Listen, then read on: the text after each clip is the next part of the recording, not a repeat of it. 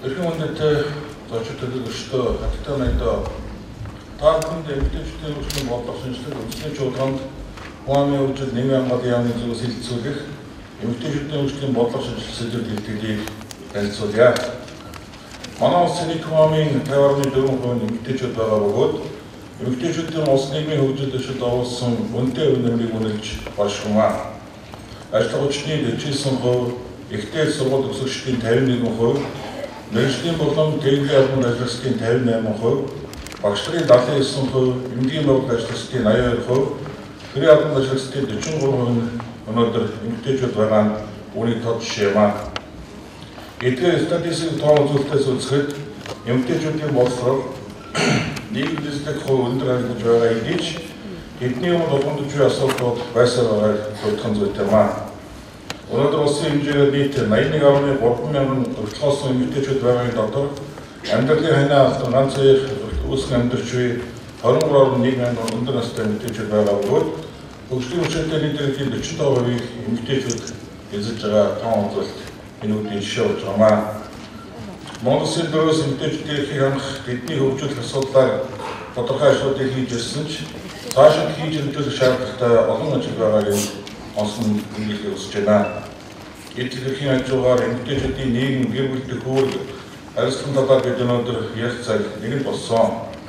Эзэн Чингис хаан хатанд утсан охиндоо алтан төрөө дээдлийн явбал алдар хүнд аяндаа алдар хүндийг олж чадвал аваад нөхөр орхиж болно гэж сургасан тухай судаг ном бичсэн байдаг. Боломжтой төсөлтийг амьдралд хэвшүүлэх тухай ихэнх ярьж байгаа өнөө цаг үед нийгэм гэр бүлийн эмэгтэйчүүдийн эслэг байр суурь, үүрэг оролцоо хариуцлагыг зөв тодорхойлох явдлаар туйлж чухал байна. Улс их орны маргаашин шийдвэрлэх залуу 9 төрнөж хүмүүжин төлөвшж байгаа өнөөдрийн гэр бүлийн өндөрлөх ургийн холбооны батлах байдал, сэтгэл зүйн аятаа таттай орчин, зан үйлийн ёс зүйн зэрэг олон зүйл айлын эзэгтэй хүний хань хүүхдийн өсгөж үлдээчүүд таахнаас их хамаардаг. Өг дээдсэн аялал сургаалаас шинтэн суралцаж, өөр шинжилтийн үйл явц гүнзгийх тусам эмэгтэйчүүд таахын өөрсдийн байр суурь, нэр төрийг өндөр төлгөж,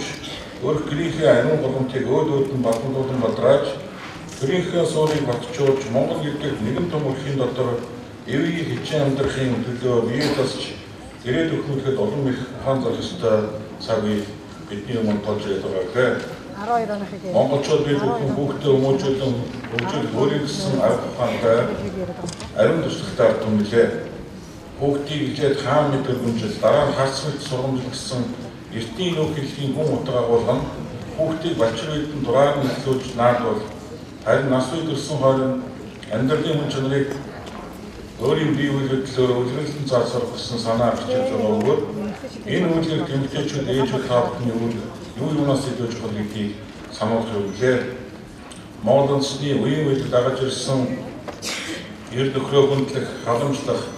дээдлэх агуу яс гэдэнгүй. Хаан ухаантнуудаа хатан ухаантнууд соён гээгүүлж, хаан ухаан хатан ухаан хоёрыг хослуулж чаддаг байсан нь гэр бүл бат их байх гэдгийг улс орон хүчрэх байхын үндэс болж иржээ. Энэхүү нандин хөгжлийг өнөө үед шишүүлж, гэр бүл дэх эхнэр нөхөр, эхнэр хүний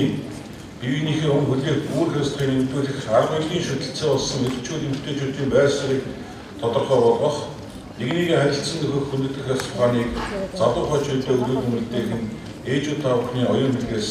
хэрэг хамаарна. Монгол улсад 1990 оноос өмнө эмэгтэйчүүдийн асуудлыг тэр олон нийтийн статустай Монголын эмэгтэйчүүдийн хороо харилцаж байсан бөгөөд арчлал зах зээлийн харилцаа шилжсэн өөрчлөлт байгуулалтын анхны чиглэлд Монгол улсын төр засгаас эмэгтэйчүүдийн асуудал хүнсний тогтолцоог шинжилгээ өгөх талаар санаачлал гаргаж анх 1992 онд Хуамын бодлого хөтөлбөрийн яамд эмэгтэйчүүдийн дасгал байгуулж байсан бол 1996 онд эмэгтэйчүүдийн ажлыг сайжруулах үндэсний хөтөлбөр батлагдаж хэрэгжүүлэх үүргийг эрүүл мэндийн хамгааллын яамд хариуцуулан бүгд залуучууд эмэгтэйчүүд гэр бүлийн газрыг байгуулж байжээ. Олон улсын хэмжээнд эмэгтэйчүүдийн тэгшэрх буюу жинхэнэ тэгшэрлийн талаар шинэлэг үсгэрэл гарч ирсэнд холбогдсон 2000 оноос эмэгтэйчүүдийн ажлыг сайжруулах үндэсний хөтөлбөрийг шинжилэн боловсруулах ажил хийх гэж улмаар 2002 онд засгийн газарт хүйсийн тэгшэрлийн асуудлаар үндэсний зөвлөл байгуулагдсан удалгүй жинхэнэ тэгшэрлийн үндэсний хороо болон шинжилгээний зохион байгуулагдсан бөгөөд хөтөлбөрөө жинхэнэ тэгшэрлийн хангах үндэсний хөтөлбөр болгон шинжилсэн төгөлтэй байлээ. 2000 оны сонгуулийн үр дүнд байгуулагдсан шинжилгээ засгийн газар эмэгтэйчүүдийн хөгжил хамгааллын асуудалд онцгойлон анхаарал хандуулж ажиллаж байгааг та бүхэн мэдж байгаа. Засгийн газрын 2012-оос 16 оны үйл ажиллагааны хөтөлбөрт болсон зорилтууд үүнд чиглэж байгааг дурдсан зүйл юм аа. Энэ хүрээнд хүн амын хөгжлийн асуудал гэсэн төрийн захааны төв байгуулах хүн амын хөгжил нийгмийн хамгааллын яамны хүчил гэр бүл эмэгтэйчүүдийн хөгжлийн хэсэг байгуулсан бөгөөд тус яамны зүгээс эмэгтэйчүүдийн хөгжил хамгааллын шинжилгээний бодлогын хүрээнд богино хугацаанд олон тал дарга хэмжээг авч хэрэгжүүллээ. Эдгээрээс товчлуулбал бүтэц зохион байгуулалтын хүрээнд хүн амын хөгжил нийгмийн хамгааллын яам болон яамны харьяа агентлаг олон дахь харьяа хэлцүүдэд гэр бүлийн хөгжлийг хангах үндсэн чиглэлээр бүхий нийтүүдийг байгуулан ажиллаж ирлээ. Аймгийн нийслэлийн хөгжлийн төлөө газар хэлцүүдийг Google гэр бүл хөгжлийн хэлцэх газар болон өөрчлөлт зохион байгуулсан нь тогтолцооны шинжилгээний эхлэл болсон юм аа. Мөн эргэцэн орчны хүрээнд эмэгтэйчүүдийн хөгжил хамгааллын асуудлаарх хууль тогтоомж бодлого хөтөлбөрүүд эргэцэн орчны байдлын шинжилгээ их бодлогын судалгааны ажлуудыг чиглэж байна. Үүний үр дүнд үндэслэн бид гэр бүл эмэгтэйчүүдийн асуудлаарх эргэцэн орчны шинжилгээг зохицоор хийхэд хийж байгаа бөгөөд уг шинжилгээний хүрээнд гэр бүлийн тухай хуулийн шинжилсэн найдварын төслийг босруулахаар ажиллаж байгааг та бүхэн дуудсан даатай байна. Гэр хуулийн төсөл зарим залбуудыг шингээлийн тус санд босруулан ажиллаж байна. Тухайлбал шинээр гэр бүл болоход төлөвлөж байгаа залуучуудад гэр бүлийн талаарх зохицуулалтыг зохион байгуулах, гэр бүл салбарт нөлөөлж өсөх хүчин зүйлээс урьдчилан сэргийлэх бодлогыг босруулахаар санааж байна. Мөн төрийн болон төрийн өмчийн оролцоотой байгууллага аж ахуйн нэгжүүд гэр бүлийн хөгжлийн хөтөлбөртэй болох тухай мөн хамтран амьдрах боломжтой тухай асуудлаа шүүхгээр шийдвэрлэхэд нэмж гаргасан гэр бүлийн асуудлыг илрүүлэхэд гэр бүлийн асуудал үүссэн төрийн захааны байгууллагын зүгээс шаардлагатай мэргэжлийн сургалт сэтгэл зүйн зөвлөгөө өгөхтэй болох тухай асуудлуудыг тусгахаар хөндөрлөж байгаа мөлөө. Энд эмэгтэйчүүдийн хөгжил хамгааллын чиглэлээр төрийн болон төрийн бус байгууллага олон улсын байгууллагатай хамтран ажиллах чиглэлээр тодорхойлж олон талд хамтын ажиллагааг хөгжүүлэхэд үйл ажиллагааны үндсэн чиглэлийг бид чиглүүлж байна. Цаашид хүн амын хөгжил нийгмийн хамгааллын салбараас эмэгтэйчүүдийн хөгжил хамгаалал, гендер дэвшүүлгийг хангах чиглэлээр холбогдох хууль тогтоомжуудыг амьдралд ойр хэрэгжих боломжтой үр дүнтэй олон эмэгтэйчүүдийн ашиг хангасан болгож сайжруулах, бүх төвчний бодлого үйл ажиллагааг уг асуудалд чиглүүлэх, хөрөнгө оруулалтын нөлөөлөх зэрэг шинжилгээний бодлогын хүрээнд мөн одоо бодлого зөвлөлтүүдийг тавьж ажиллаж байгаа. Үүнд нэг хүн амын доктортой өсөлтийг дэмжиж амьдралын чанарыг дэвшүүлэх чиглэсэн нийгмийн хамгааллын зохицуулалтыг боловсруулж хэрэгжилтийг хангах яамны алсын харааны хүрээнд эмэгтэйчүүдийн хөгжил хамгааллын талаарх эргэцүү шинжилгээг хийх, уг асуудлаар өргөлж бодлого хууль тогтоомжийг зохицоор нөөцлөх. Хоёр шинжилгээ боловсруул батлуулахаар манай яамнаас ажиллаж буй Монгол Улсын төрөөс хүн амын хөгжлийн талаар баримтлах цогц бодлоод эмэгтэйчүүдийн хөгжлийн бодлого шинжилгээний асуудлыг гэр бүлийн хөгжил суурилсан бодлогын хүрээнд орж ирсэн. Үүний хүрээнд төрөөс хүн амын хөгжлийн талаар баримтлах цогц бодлого дараах асуудлыг туслахаар мөн асуудлыг хандуулж байгаа. За эмэгтэйчүүдийн ажил хүчний оролцооны түвшинийг нэмэгдүүлэх, ажилтнуудыг бууруулах чиглэсэн арга хэмжээг үе шатаар авч хэрэгжүүлэх, төрөлтийг нэмэгдүүлэх бодлогыг хэрэгжүүлэх, үүний хүрээнд гэр бүлийн хос хоёр 3 ба түүнээс дээш хүүхэд төрүүлж,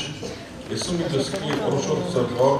хөдөлмөрийн эрчүүдийг хүүхэд тасалсны хэмжээг нэмэгдүүлэх, хүүхэд засвар хамгаалах орчин нөхцөлийг бүрдүүлэх, ажлын цагийн уян зохицуултыг бий болгох, эмэгтэйчүүдийг ажил хөдөлмөрт тавах, хадгалан тушаал дэвшүүлэхэд нас бий төсөөл ялгуулсан гадуурхдаг байдлыг ялгах талаар ажилтнуудын хамтран болгохыг өөрчлөлт. Халамж зайлшгүй шаардлагатай өртгөөс эмэгтэйчүүдэд халамжийн үйлчлэл үзүүлэх, эргэцэн зохицуултыг сайжруулах, ажлын хүүхдийн мэргэжлийн боловсруулах сургалтын хэлбэрийг эргэн тойрогт нөхцөлдөг төр хариуцах. Эмэгтэйчүүдийг хүчирхийлэх, бодлогох, биеийн үнэлэх, үнэлүүлэх, буруу зам татвар орцоос илэрх тооцох, хуулийн хөдөлгөөнийг чангатгах, гэр бүлтэй ажиллах, нийгмийн ажлыг хөгжүүлэх, мэргэжсэн чадваргүй төрийн бус байгууллагатай хамтран ажиллах, сэтгэл зүйн зөвлөгөө өгөх төвүүдийг шинээр бий болгох. Эмэгтэйчүүдийн эсрэг хүчирхийлэлд дасан зогсооход эдгээр эдийн засгийн эрхлэлийг хэмжих, гэр бүл эмэгтэйчүүдийн хөгжил хамгааллын талаарх хууль тогтоомжийг олон нийтэд сурчлан таниулах, гэр бүлийн хөгжлийн төвүүдийг байгуулах, төрийн болон төрийн үйл ажиллагааны стандартыг боловсруулж, батлуулах асуудлуудыг урьдчилан төлөвлөж байна. Эмэгтэйчүүдийн хөгжил хамгааллын асуудлаар хууль тогтоомжийг бүх салбарт хэрэгжүүлж, хяналт тавих, эмэгтэйчүүдийн хөгжлийн асуудлаар төрийн бус байгууллага, иргэний нийгмийн байгууллагын уялдаа холбоог сайжруулах, хамтын ажиллагааны эрдэсэн орчин бүрдэх асуудалд онцгой анхаарал хандуулж ажиллаж байна. Эцэг нь хэлэхэд Монгол Улсын өнцөг улам бүрт амьдрал суугаад та бүхэн төр засгаар төвшүүлж шинжлэх бодлогын хүрээнд үр хариуцлага хэмжүүлж Монгол гэр бүлийн сайн сайхан эмэгтэйчүүдийн хөгжлийн төлөө хүсэл томоохон өнөөр олон гэдэгт итгэж байгаа та бүхэн илэрхийлж байна. Ингээд өнөөдөр орхон аймагт тулдж эмэгтэйчүүдийн чуулганд амжилт төслийн ялдамд өнөөдрийн энэ чуулганаас эмэгтэйчүүдийн хөгжлийн асуудал мөн эмэгтэйчүүдийн тулгамдчийн нийгмийн асуудлыг шийдвэрлэх гол чиглэл зөвлөмж гаргах гэхэд төсвөө